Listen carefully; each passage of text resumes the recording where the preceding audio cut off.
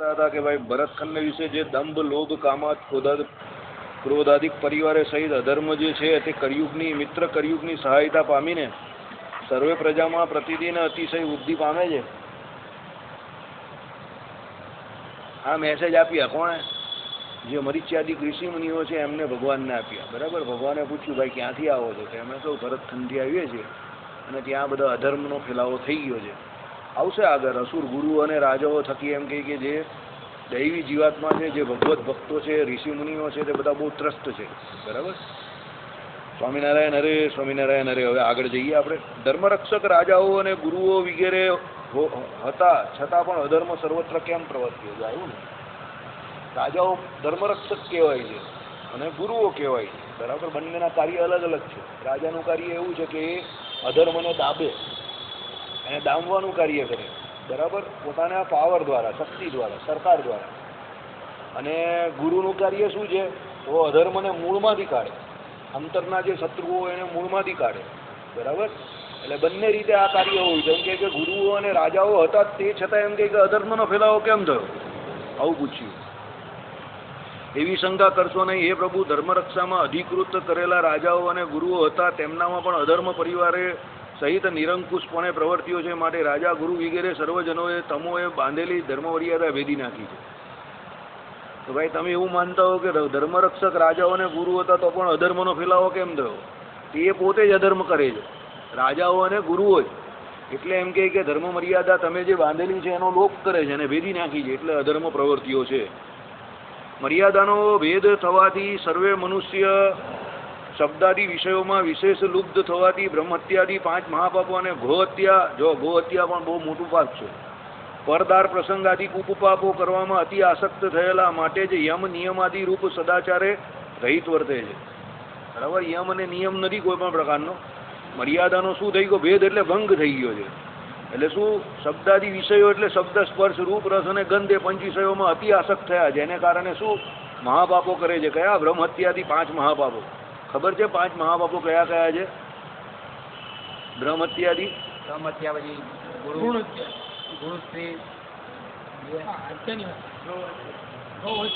બ્રહ્મહત્યાદી મહાપાપો 5 મહાપાપો. એટલે 5 મહાપાપો જે કયા છે? એટલે હત્યા તો એમાં તો બ્રહ્મહત્યા, બીજી બાળ હત્યા, ત્રીજી સ્ત્રી હત્યા, 3 થઈ ગઈ. સુવર્ણની ચોરી. બરાબર. 4 થઈ. અને હત્યામાં નહીં આવે,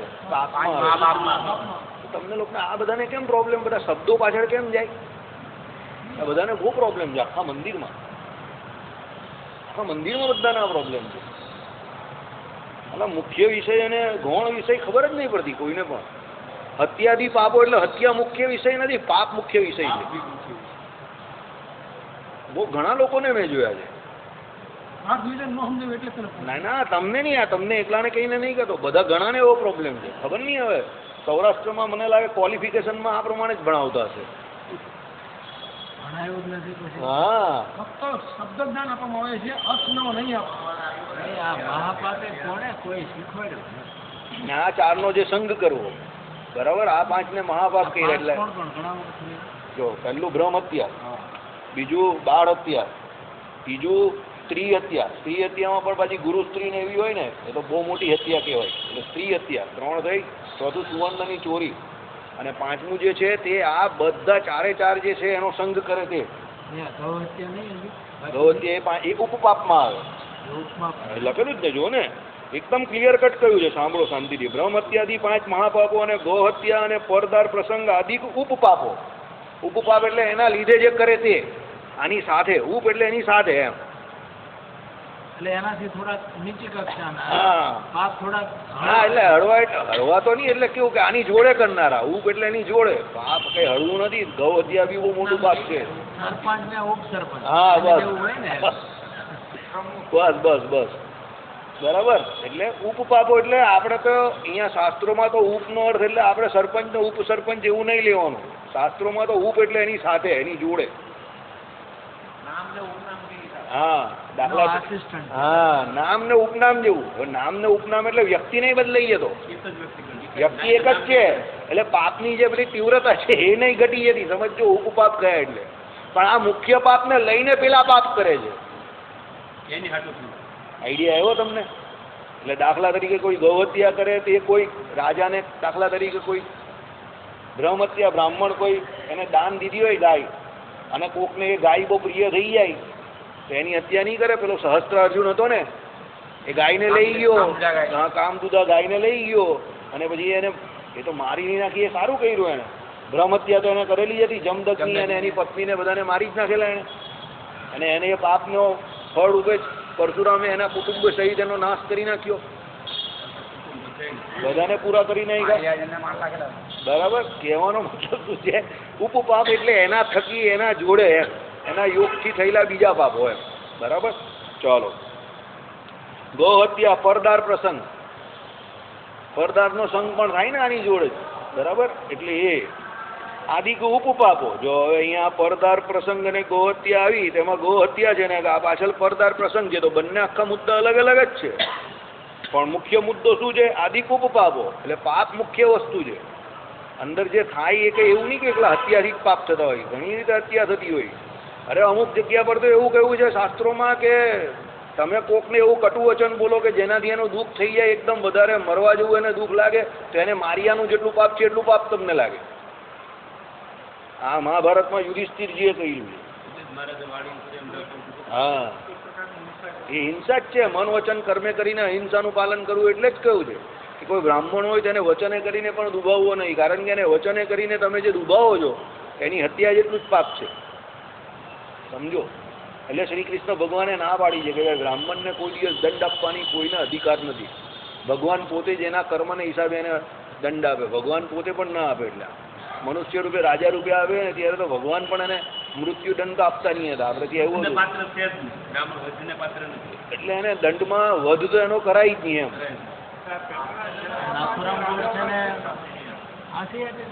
એને દલીલ કરેલી નરસુરામ ગોડસે. પછી હમણાં પેલી એક બંગાળમાં એક પેલો ચત્તોપાધ્યાય કરીને કોઈ બ્રાહ્મણ હતો ને, પેલો એપાર્ટમેન્ટની અંદર એ લિફ્ટમેન હતો કે કંઈક, પેલો એ હતો વોચમેન હતો, એને કંઈ 12 વર્ષની સ્કૂલ ગર્લ હતી, એની ઉપર રેપ કરીને એને મારી નાખેલી.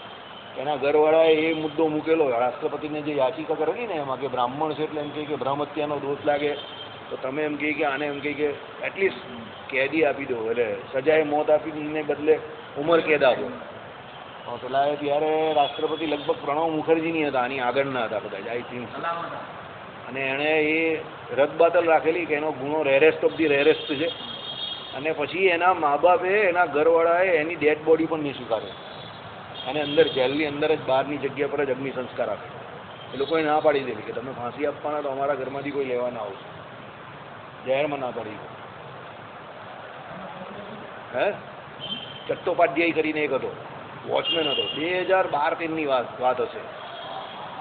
એને ફાંસી આપેલી એ કમ્પાઉન્ડની બહાર જ એને પછી અગ્નિ સંસ્કાર આપેલો. એના ઘરવાળાએ કોઈ લેવા જ નહીં આવેલું 3-4 દિવસ. બંગાળી બ્રાહ્મણ. ચાલો,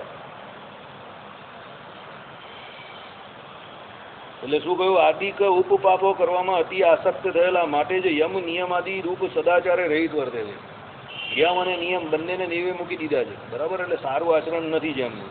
એ રીતે સર્વજનો પાપાચર થયા છે. પાપાચર એટલે પાપનું આચરણ કરનારા થયા છે.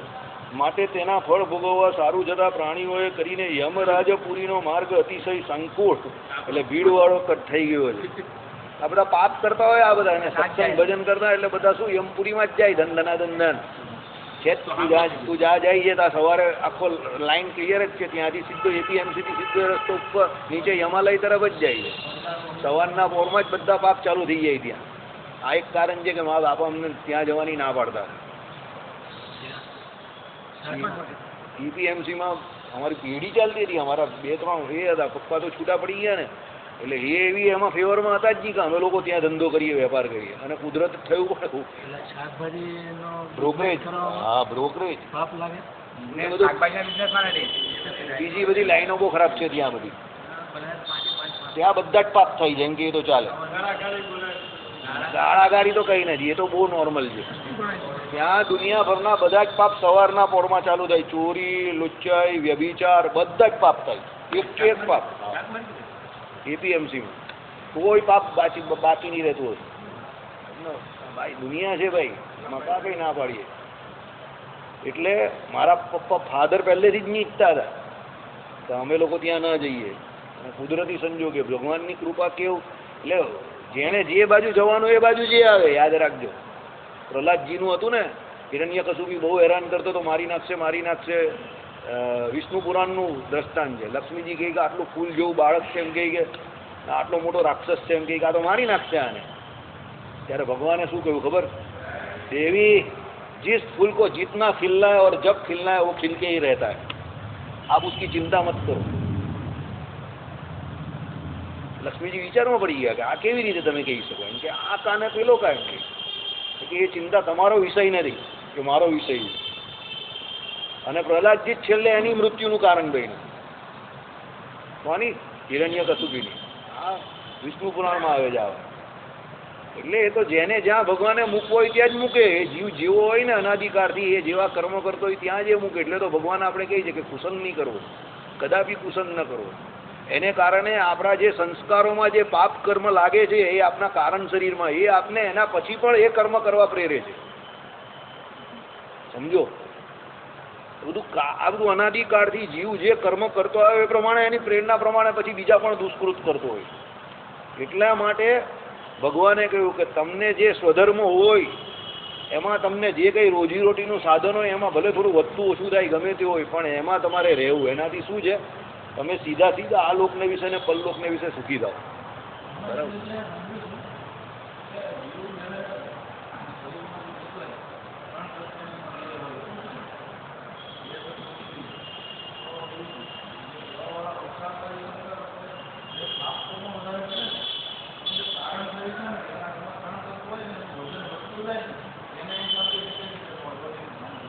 હા, એટલે વજન વધતું જાય એટલે એ તો સેન્ટિમેન્ટ. આ તો એનો સેન્ટિમેન્ટ એમ, વક્તાનો સેન્ટિમેન્ટ. સમજો, વજન તો હવે પાપનું વજન તો કઈ નહીં. એટલે એ તો એવું કે આપણે એમ નહીં વક્તાનો વિરોધ નહીં કરતા, સમજો, પણ આ તો એનું સેન્ટિમેન્ટ. દાખલા તરીકે પૂતનાને ભગવાન શ્રી કૃષ્ણએ જોઈ તો આંખ મીચી દીધી. હવે આની ઉપર શ્રીધરની ટીકાથી માંડીને કેટલા બધા વક્તાઓએ અલગ અલગ ટીકા કરેલી છે કેમ આંખ મીચી દીધી. તેમાં 25 કારણો બતાવેલા છે.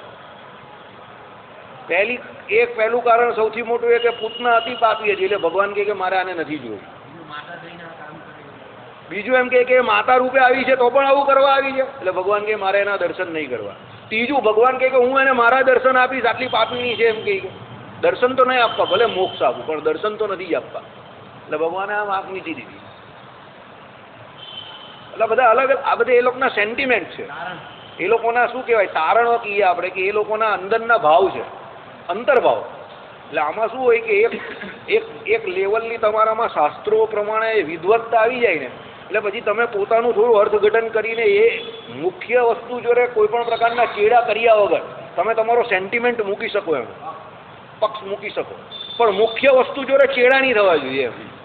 હવે આમાં મુખ્ય વસ્તુ શું છે સમજો કે એ જીવ જે એના કારણ શરીરે યુક્ત થઈને નીચે તરફ જાય છે, આ મુખ્ય વસ્તુ છે. હવે એમાં વજન વધારે હોય, વજન ઓછું હોય, 3 શરીર, એ વાત બધી સાચી સમજો, પણ આ મુખ્ય પક્ષ નથી. એ બધા અલગ અલગ રીતે પોતપોતાના હિસાબે કહે. કારણ કે આપણે વિજ્ઞાનના નિયમ પ્રમાણે જોવું, જે વજનદાર વસ્તુ હોય તો ઉપરથી ફેંકો તો નીચે આવે, હલકી વસ્તુ હોય બહુ તો ઉડી જાય, ગેસ હોય તો ઉડતો થઈ જાય. આ 3 શરીર એટલે પૃથ્વીને જળ નહીં હોય અંદર, વાયુ તેજ એટલે ના હોય.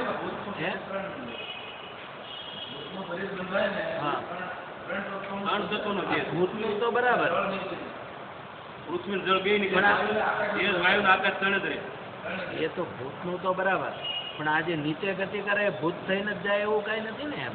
આ તો નરકમાં જાય.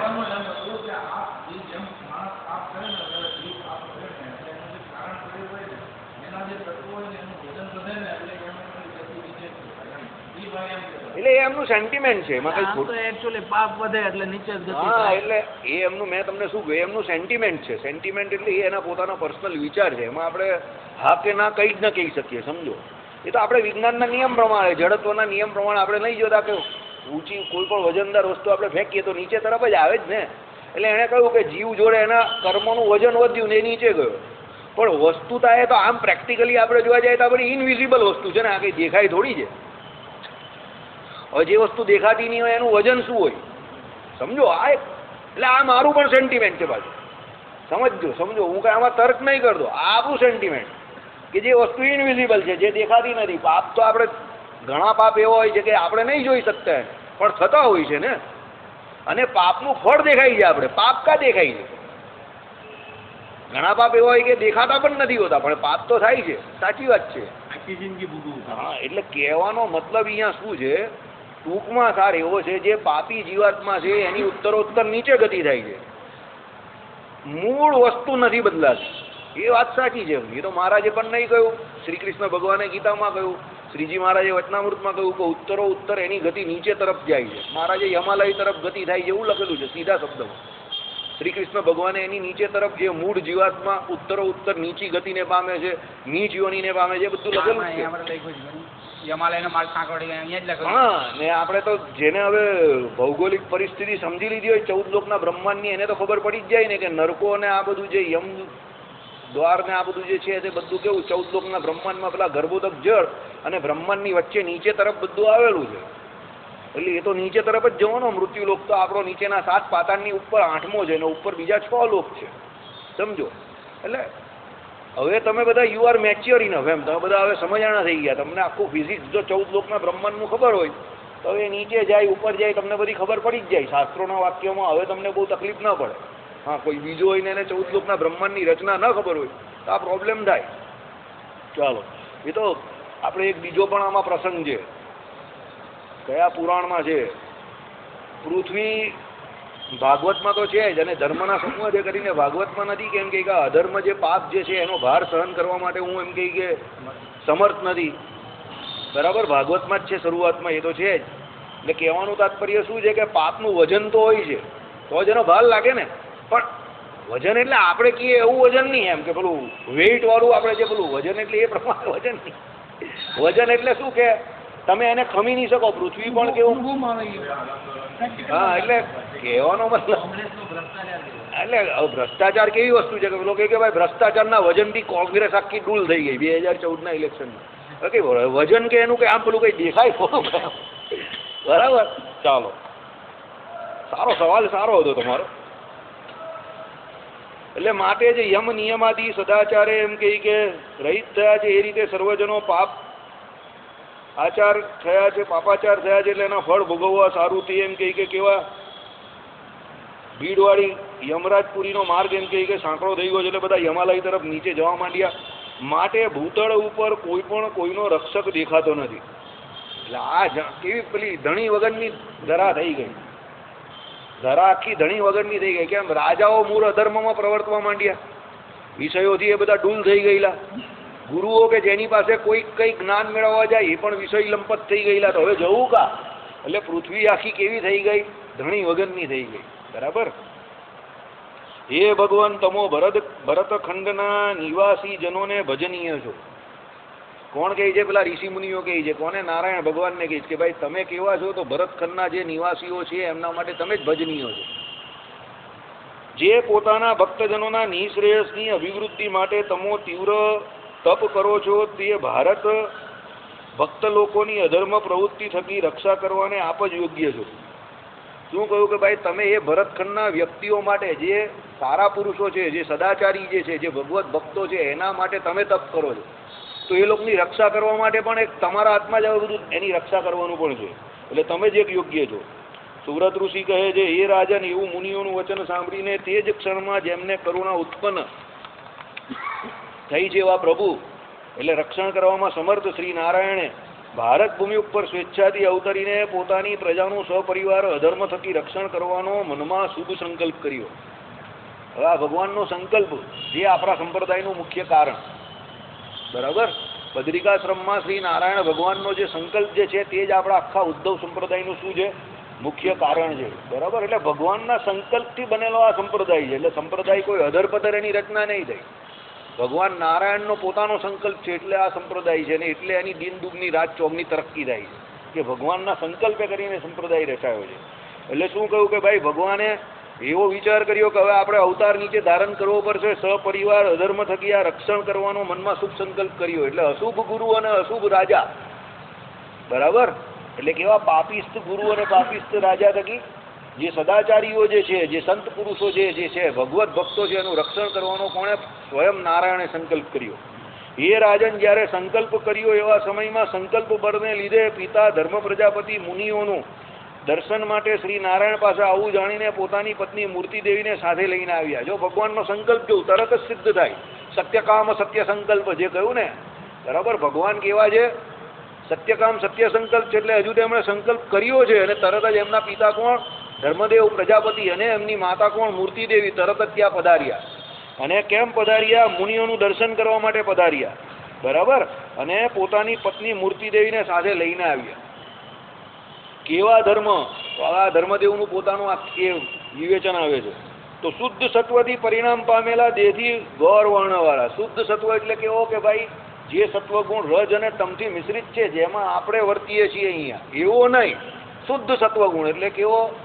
જે સત્વગુણ એમ કે બદ્રિકાશ્રમને વર્તે છે એવો શુદ્ધ સત્વગુણ. એટલે એની અંદર માયાનો જે તમોગુણ અને રજોગુણ એ અંદર પ્રવેશ કરી શકે એવો નથી. એટલે અહીંયાનો જે સત્વગુણ છે એ તો કેવો હોય? રજ અને તમ મિશ્રિત હોય. પણ આ જે વાત કરીએ તો કેવો છે? શુદ્ધ સત્વમય દેહ છે એમનો. ગૌર વર્ણ કયો? એટલે ગોરો વર્ણ. આપણે ત્યાં શાસ્ત્રોમાં એવું વર્ણન છે કે જ્યાં જ્યાં ધર્મની વાત હોય ત્યાં ગૌર વર્ણની વાત હોય, જ્યાં અધર્મની વાત હોય ત્યાં કડી જેવા કેવા બ્લેક શ્યામ વર્ણની વાત કરેલી હોય. ચાલો, એટલે કેવું કે તપશ્ચર્યાથી અતિશય કૃશ શરીર વાળા. ધર્મદેવ કેવું તપશ્ચર્યા કરતા હતા એટલે શરીર કૃશ હતું. જટાથી એમ કહે કે મંડિત ઉત્માંગ એટલે મસ્તક વાળા, બરાબર. એટલે આમ જટા બાંધેલી હતી અને મસ્તક કેવું હતું? આમ કરીને આમ પેલું પોળું મોટું દેખાય ને, એની વાત કરી. એટલે ઉત્માંગ એમ કે મસ્તક વાળા. એ રીતે તપને લીધે કૃષ છે. તથાપી એમ કે પૂર્ણચંદ્રની પેઠે રમણીય આહલાદકારી મુખારવિંદ વાળા. તપને લીધે શરીર બહુ કૃષ છે, પણ તપ કરેલું છે એની જોડે એમ કે ભક્તિ છે, તપ છે, એને કરતા તેજસ્વી દેખાય છે એકદમ. ઉત્માંગ એટલે શું? એકદમ ચકારા જેવું ચમકે છે એમ કપાળ એકદમ, બરાબર. ચાલો, અપાર કૃપાથી ભરપૂર નેત્ર કમર વાળા. ભગવાનની અપાર કૃપા છે એટલે ભરપૂર એટલે મોટા એકદમ વિશાળ એમ કે નેત્ર કમળ વાળા. યજ્ઞોપવિત તથા શુદ્ધ શુક્લ શુભ વસ્ત્ર વડે શોભાયમાન. એક યજ્ઞોપવિત ધારેલું છે અને શુક્લ એટલે કયું? સફેદ રંગનું એટલે શ્વેત વસ્ત્ર એમને ધારણ કરેલું છે. હાથમાં દર્ભને ધારણ કરનારા. હાથમાં દર્ભને કેમ ધારણ કરે છે? દર્ભ કેવી વસ્તુ છે? અતિશય પવિત્ર વસ્તુ છે. એટલે કોઈ અપવિત્ર વસ્તુ એને અડી શકે જ નહીં. અપવિત્ર વસ્તુ પણ પવિત્ર થઈ જાય એટલે દર્ભને ધારણ કરે છે. આપણે ત્યાં પેલું ગ્રહણ થાય ત્યારે બધે દર્ભ મૂકવાનું કહે છે. કેમ? કે જે ગ્રહણની એમ કહે કે અસરથી જે વસ્તુઓ અપવિત્ર થઈ જતી હોય એમાં તમે દર્ભ મૂકો તો એનું અપવિત્રપણું થતું નથી. અને એ દર્ભના એમ કહે કે સંગે કરીને પવિત્રની પવિત્ર જ રહી છે, બરાબર. પેલા એના જેવું કે ભાઈ લોખંડ હોય એને પારસમણીનો સ્પર્શ થાય તો લોખંડ પણ સુવર્ણ થઈ જાય. એટલે સંઘનો મહાત્મય છે. એટલે દર્ભ અતિશય પવિત્ર છે, જેને કારણે એમ કહે કે બીજી વસ્તુ જે બીજા કોઈ પણ પ્રવૃત્તિથી કે બીજા કોઈ પણ યોગથી કે બીજા કોઈ સમય દ્વારા, બરાબર, ઘણી વસ્તુ યોગથી બગડે, ઘણી વસ્તુ એવો સમય ચાલતો હોય એનાથી બગડે. ગ્રહણ એટલે એવો સમય ચાલતો હોય. શું સૂર્ય અથવા ચંદ્ર એ શું થઈ ગયું હોય?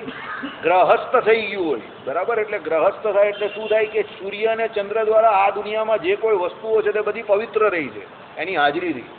એ જ્યારે ગ્રહસ્થ થાય, બરાબર, એટલે એને ગ્રહણ જ્યારે લાગે, ગ્રહસ્થની ગ્રહસ્થ એટલે એને જ્યારે શું લાગે? ગ્રહણ લાગે. ત્યારે હવે એને પોતાને જ ગ્રહણ લાગ્યું હોય તો બીજાને ક્યાં પવિત્ર કરવાના?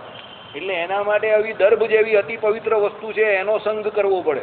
એટલે બીજી વસ્તુ અહીંયા જે કંઈ બગડે નહીં કે નકામી ન થાય કે ઠાકોરજીને ધરાવવા માટે ન રહે, એટલે આપણા શાસ્ત્રો હોય, આપણા અનાજ હોય, એ બધાની અંદર એ દર્ભ મૂકવામાં આવે છે.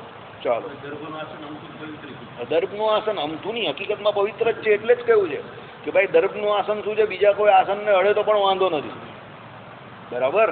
કેમ? કારણ કે એ પોતે જ પવિત્ર છે. ચાલો, આસન હોય એકદમ આપણે જે પૂજા કરતા એમાં દર્ભને બે બે ત્રણ પેલા ચાલે જ ને.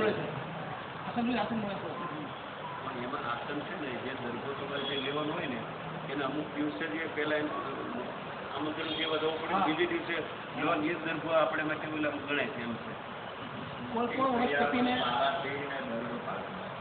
કોઈ પણ વનસ્પતિને તમારે જ્યારે દવા માટે કરવું હોય ને તો પહેલાં એની દિવસે નોતરીઓ ન કરવી પડે. પછી એને સમય લેવી પડે તો એ અસર અસર ના એ તો આપણે ત્યાં તો શ્લોક છે એના માટેનો, કોઈ પણ વસ્તુનો, કોઈ પણ જડીબુટ્ટીનો તમારે એનો આખો શ્લોક છે. શ્રુતિમાં એક શ્લોક આવે છે, એ પ્રમાણે તમારે એને પ્રાર્થના કરવી પડે કે હું તમારો એમ કહી કે આના માટે ઉપયોગ કરવા ઈચ્છું છું. બાકી આપણે ત્યાં વનસ્પતિ તોડવાનો પણ દોષ કયો છે, એને પ્રાર્થના કરવી પડે ને એનો શ્લોક બોલવો પડે, અને એ પણ પાછા અધિકારીને, એના પાછા અધિકારી હોય, અનઅધિકારીને નહીં. આ બધા વૈદો ને એ બધા જે જડીબુટ્ટીઓ ને આ બધું પહેલા લાવતા હતા જંગલોમાંથી, તે એને એ અધિકાર હતો. કેમ કે એ બીજાને એનાથી સારા કરતા હતા, એટલે એ એનું નિસ્વાર્થપણે કરતા હતા, શુભ કર્મમાં એ પ્રેરિત હતા, એટલા માટે એ કાર્ય કરવાની એને છૂટ આપેલી છે. એ પાછા એ પ્રાર્થના કરે અને એ કરે ને પછી એ કહીએ ને કે ભાઈ તમે અમને તમારી પરમિશન આપો, પરવાનગી આપો કે અમે તમારો ઉપયોગ બીજાને માટે કરી શકીએ એમ. જીવ હોય ને એની નિર્માણ કરે, નિવૃત્તિ કરવા પછી છેડે એ શ્લોકમાં જ આવે બધું, એ બધું એ શ્લોકમાં આવે કે પછી એનો ઉપયોગ જીવ તરીકે નહીં થાય, એ જે વસ્તુ હોય એનો ઉપયોગ બીજા શરીરને બીજા જીવને બચાવવા માટે થાય એમ. એ બધું શ્લોકમાં આવે જ છે. બરાબર. આપણે ત્યાં બધી વસ્તુની વિધિ છે. અહીંયા આવે કે ત્યાંથી અક્ષરધામમાં જાય ત્યાં સુધીની બધી જ વસ્તુની વિધિ જ છે. કોઈ વસ્તુ કઈ નથી, હેમ ખેમ કઈ છે જ નહીં. બરાબર. પણ આપણે બધા આવભાઈ બરફા આપણે બેઉ સરખા એવા ગગાના ગગા આવીએ ને ગગાના ગગા જઈએ. બરાબર. કઠણ લાગે મારા શબ્દો, પણ આપણે એવું નક્કી કરીને બેઠા છે કે હવે તો ગર્વ છે કે આમ ગગા હે. બરાબર. આપણે ગગા જ જવાનું નક્કી જ કરેલું છે કે આપણે હોશિયાર થવું જ નથી ને. પેલો અમુક ગરીબ નહીં કઈ ચાલી ભાઈ તને કઈ કામકાજ આપી દઉં આ તે ફલાણો દીકરો હોય, અહીંયા બેઠો બેઠો શાંતિથી ગરીબ છું, લોકો દયા ખાઈને મને કેટલું આપી જાય, તો ભાઈ હું કામ કરું શું કામ? એટલે એ પોતે જ ગરીબ રહેવા માંગે, તો ભાઈ તમે શું કરવાના? આપણે એવા છે, આપણે ત્યાં બધી જ વસ્તુના નિરાકરણ છે, બધી જ વસ્તુ શાસ્ત્રોમાં લખેલી છે, પણ આપણે નક્કી જ કરીને બેઠા જ તો આપણે ગગા જ રહેવું છે. હમ નહીં સુધરેંગે, તો ભાઈ ગગા જ રહીને કોણ બહાર કાઢે? પેલા હમણાં એક કથાકાર જ कथा में कहता था जो सो गया है उसको आप जगा सकते हो, लेकिन जो सोने की एक्टिंग कर रहा है उसको आप कैसे जगाओगे? तो આપણે નક્કી કરીને બેઠા હોય કે અંદર કઈ જવા જ નહીં દેવું, તો પછી કાર્ય શું કરવાના? એવી વાત છે. ચાલો, એટલે કેવા હતા ધર્મ પ્રજાપતિએ હાથમાં ધર્મને ધારણ કરનારા એવા ધર્મ પ્રજાપતિએ શ્રી નારાયણને દૂરથી જોયા. ધર્મ પ્રજાપતિએ કોને જોયા? નારાયણ ભગવાનને દૂરથી જોયા. કેવા નારાયણ? હવે એ નારાયણ ભગવાનનું વર્ણન આવે છે. તો સુંદર પ્રસન્નતા યુક્ત વદનારવિંદ વાળા, એકદમ કેવું છે એમનું? સુંદર છે. બરાબર. વદનારવિંદ એટલે શું? આખું શરીર જે છે તે કેવું છે? એકદમ અતિશય સુંદર છે. અનંત કોટી કામદેવને લજ્જા પ્રમાણના કહ્યું ને. કંદર્પ દર્પ દલનાય નમઃ. શાંત આકાર ભગવાનને જો એટલે એકદમ શાંત થઈ જાય તમે. ભગવાન પોતે પણ એકદમ શાંત છે. બરાબર. અતિશય બકબક કરવાથી વિષય ડાયલ્યુટ થઈ જાય, વિષયની ગંભીરતા ચાલી જાય. એટલે જે બહુ મોટા માણસ હોય ને એક હા કે નામાં જવાબ આપે કે આમ દુખીએલા ને આમ દુખીએલા કઈ ઈશારો કરે, બહુ વધારે બકવાસ નહીં કરે. અને માણસ જેટલો નાનો એટલું વધારે વાત કરે. તમે રિક્ષામાં જજો, ખાલી રિક્ષાવાળાને એટલું પૂછજો ક્યાં રહી છે, ખાલી આટલું પૂછજો. પછી અડધો કલાક સુધી એટલું બધું બોલશે તમને થાય કે મેં આને કાં પૂછ્યું, માથામાં તમે માર. એટલી બધી વાત કરશે તમારી જોડે, તમને એમ થાય કે ભૂલ થઈ ગઈ, તમને એમ તમારું ઘર આવી જાય તો સારું હોય. અને મોટા માણસને પૂછશો ને કાં રહ્યું છો, અહીંયા. શું કહે છે? અહીંયા જ. હવે અહીંયા જ એટલે કાં જવાબ આવ્યો? શું જવાબ આવ્યો? એટલે એ તમને સિગ્નલ આપે છે કે હું તારી જોડે વાત કરવા નહીં માંગતો. બુદ્ધિ વાપરવાની કે તમારી જોડે વિશેષ વાત કરવા નથી માંગતો એમ. પછી પેલો પાછો લોહી પીએ અહીંયા જ એટલે કા, એટલે એ આમ આંગળી બતાવે તો પણ પાછો પેલો લોહી પીએ તો પછી એમ કરી દેશે તો તમારી જે થોડી ઘણી બચી કૂચી હશે એ ઇજ્જતનો શું થઈ જશે? એટલે ઈશારામાં સમજવાનું. બરાબર. આપણા શાસ્ત્રો આ વસ્તુ શીખવાડે છે. પછી આપણે બધે વેવલા થઈ જઈએ એ નહીં ચાલે. પછી ઘણા તો પાછા સવાલ પર સવાલ કરે. એ મેં પૂછ્યું એમાં હું ખોટું પૂછ્યું, ઘા રહી છે એમાં ખોટું હું પૂછ્યું. અરે લે, એને જવાબ નથી આપવો, એના મનની મરજી છે, એના મનની મરજી છે ને, એને જવાબ નહીં આપવો. એમાં તે ખોટું ને ખરાનો સવાલ જ ક્યાં ઉત્પન્ન થયો? બરાબર. એટલે અહીંયા શું? શાંત એટલે કેવા? ગંભીર. વિષય વસ્તુ જે જેટલી ગંભીર છે એ પ્રમાણે જ એને રજૂ કરનારા અને એ પ્રમાણે જ વર્તનારા એમ. બરાબર. શ્રીપતિમ શ્રીધરમ સર્વદે